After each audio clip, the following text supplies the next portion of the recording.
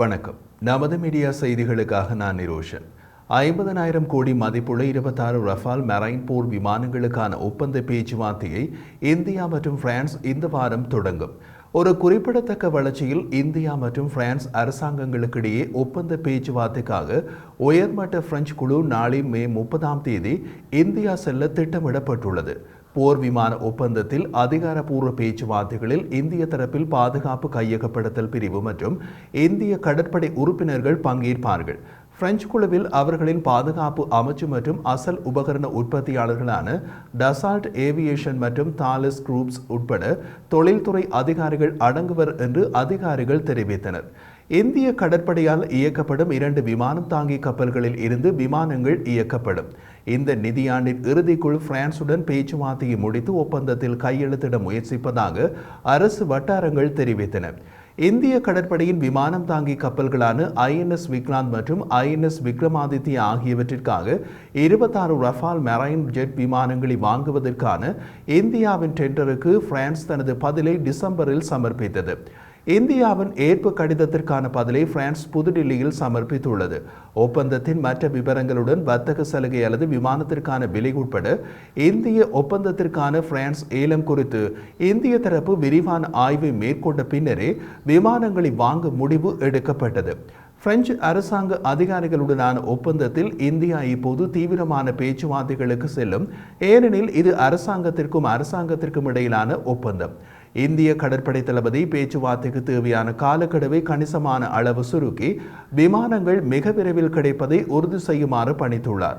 Rafael marine அல்லது Rafael M அமெரிக்க தயாரிப்பு FA-18 super ஹார்னட்ஸை விட கோவாவில் உள்ள கடற்கரை அடிப்படையிலான சோதனைகள் நிலையத்தில் கடுமையான சோதனைக்கு பின்னர் தேர்வு செய்யப்பட்டது.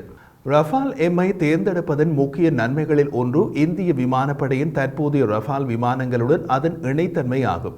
2 விமானங்களும் அவற்றின் உதிரி பாகங்களில் 80% பகிர்ந்து கொள்வதால் உதிரி பாகங்கள் மற்றும் பராமரிப்பு தொடர்பான செலவுகளை குறைக்கும் என்று எதிர்பார்க்கப்படுகிறது.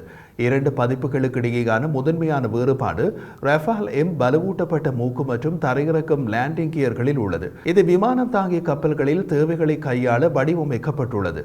டசால்ட் ஏவியேஷன் தயாரித்த ரஃபால் எம் விமானம் வான் பாதுகாப்பு, அணுசக்தி தடுப்பு, ஆழமான தாக்குதல்கள் மற்றும் உளவு பார்த்தல் உட்பட பல்வேறு பணிகளை செய்யும் திறன் கொண்ட ஒற்றை இருக்கை கொண்ட விமானம். 10.90 மீட்டர் இறக்கைகள், 15.30 மீட்டர் நீளம் மற்றும் 5.30 மீட்டர் உயரம் கொண்ட ரஃபால் எம் அதிகபட்சமாக 24.5 டன் எடையுடன் 9.5 டன்கள் வரை வெளிப்புற சுமைகளை சுமந்து செல்லும்.